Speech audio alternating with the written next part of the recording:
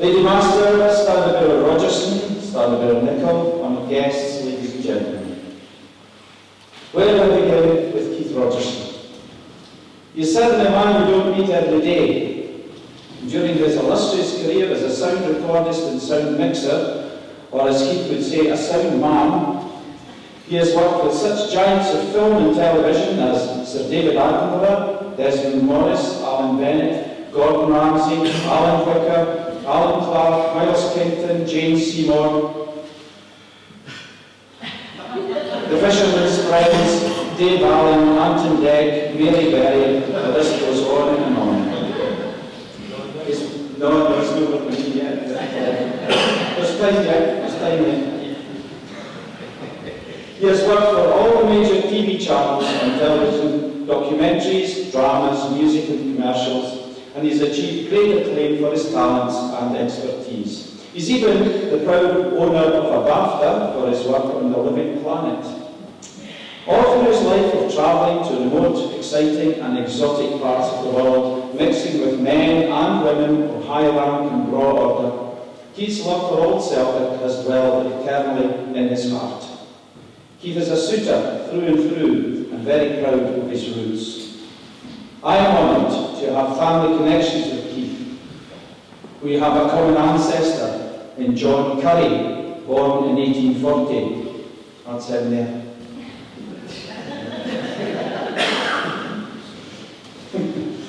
Keith is interested in genealogy, and he set up and administers a website called My Heritage that traces back our forebears and invites information to be added to build an impressive, detailed and illustrated family tree.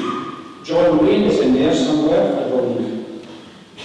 The more conversations I have with Keith, the more connections are unearthed. We share a link through the Currys and the Hislops, but also through the Blackaders. Be careful what you say about me or Keith. You might be speaking to a relative. We share an uncle in Dick Hislop, whose father Bill worked for Brown Brothers in Edinburgh and who was a talented inventor. He devised the first ever wave machine for Portobello swimming pool, the steering gear for the Queen Mary, and the catapult system for launching planes from an aircraft carrier and the mechanism for stopping the planes sharply when we landed. Bill gains much respect amongst his colleagues and they refer to him as the Governor. So here we have a man with an impressive and impeccable pedigree. So where did it all begin? Keith was born in Viewfield Cottage Hospital in 1947, the first child and only son of Alan and Jean. The family home was the top flat at number 92, a house at the end of Slowthorne Bank, called Langley View, originally built by Keith's great-grandfather, Richard Hislop, the father of Bill Hislop, the inventor. Keith was christened Keith Langley View Rodgerson, because his dad had been told he could save tax if he put his house in his son's name.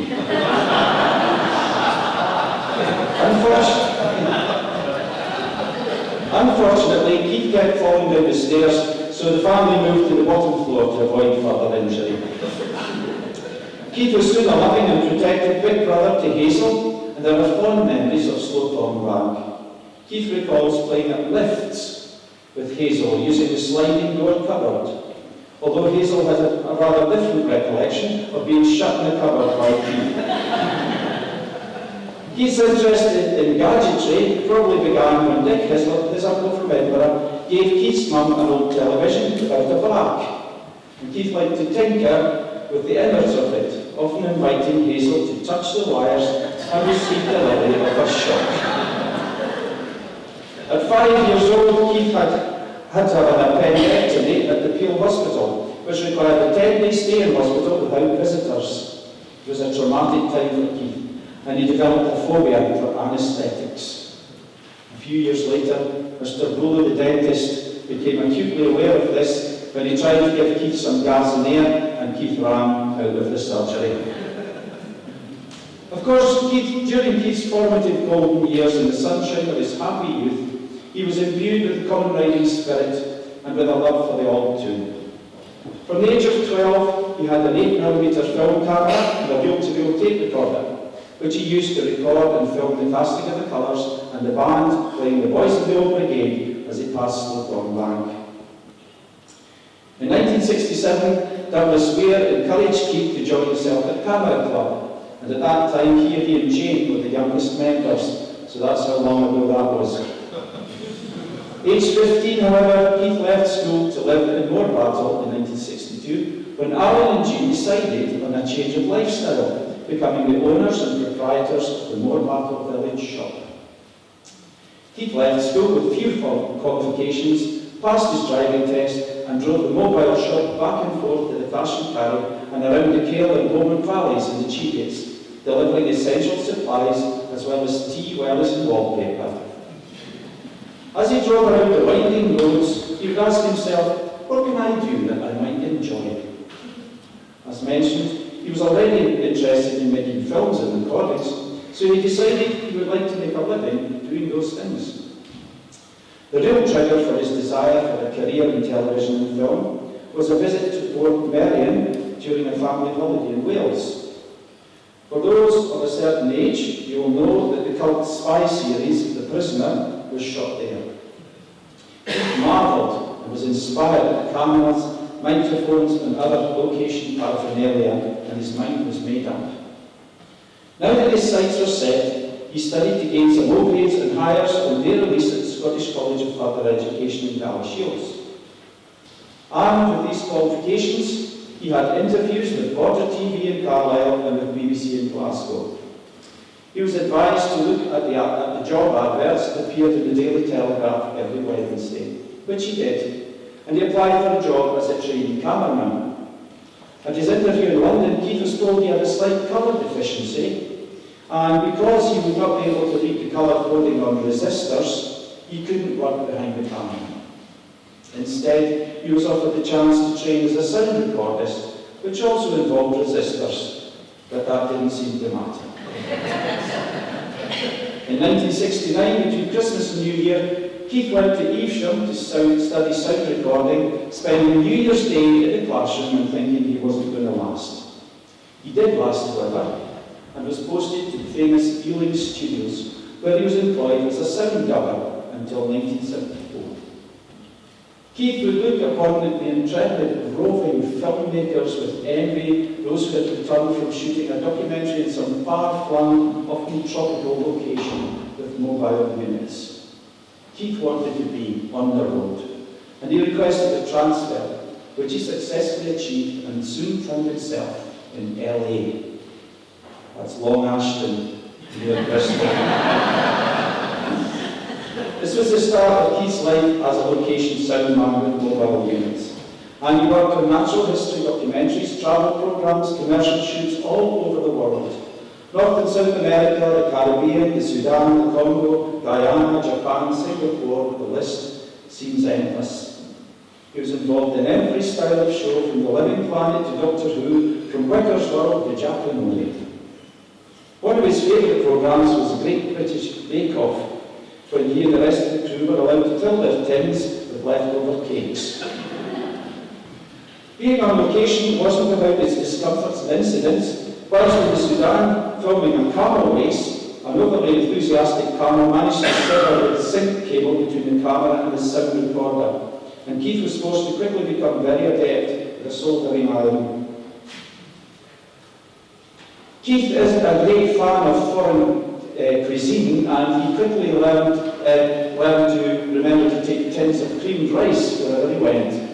This not only sustained him in places where the food might be considered unpalatable, but he made some cash from selling tins to his co-workers. Not many people are able to say they've sailed up the Congo or up the Demerara with a bag full of ambrosia creamed rice.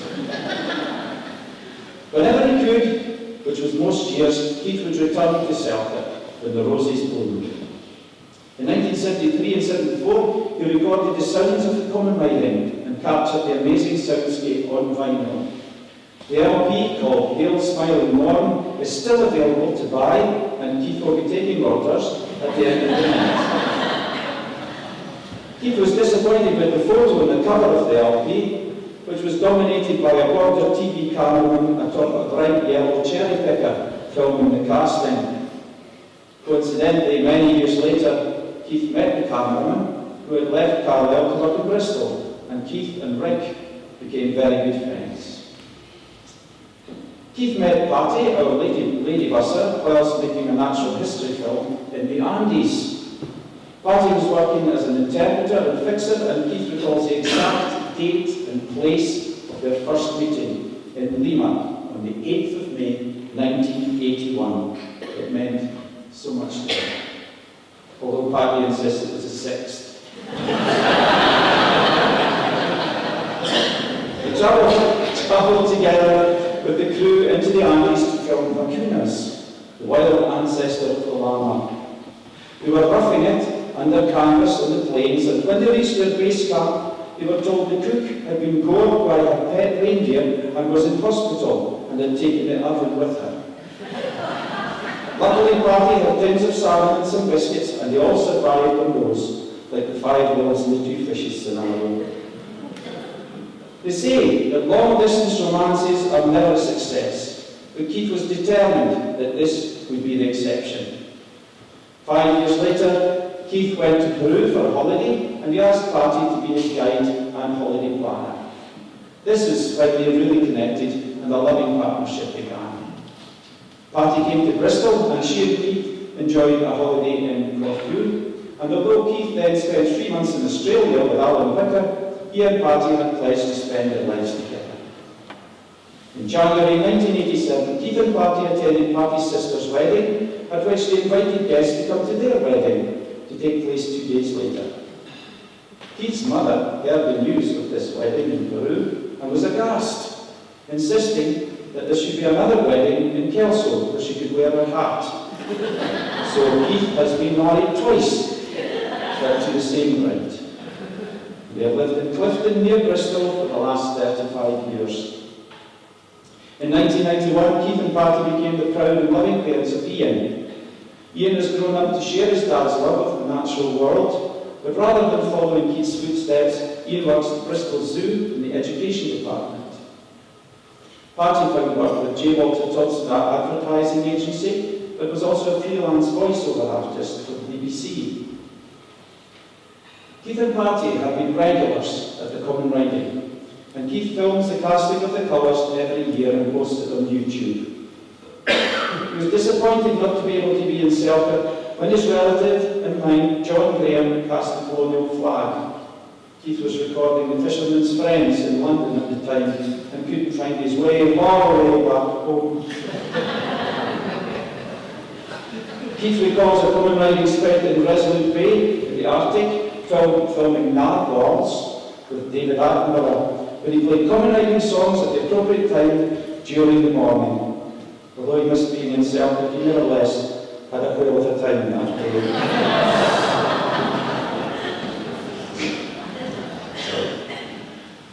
Keith regularly visits Selkirk and stays in the holiday flats at the Haining. He's often to be seen flying his drone, capturing spectacular images of the Celtic landscape. Recently, Keith feared that his drone, being black in colour, would be difficult to find if it happened to make an unscheduled landing. He decided, therefore, to paint it bright yellow, and arrived here shortly afterwards to find that oilseed rape was in full flower in the borders.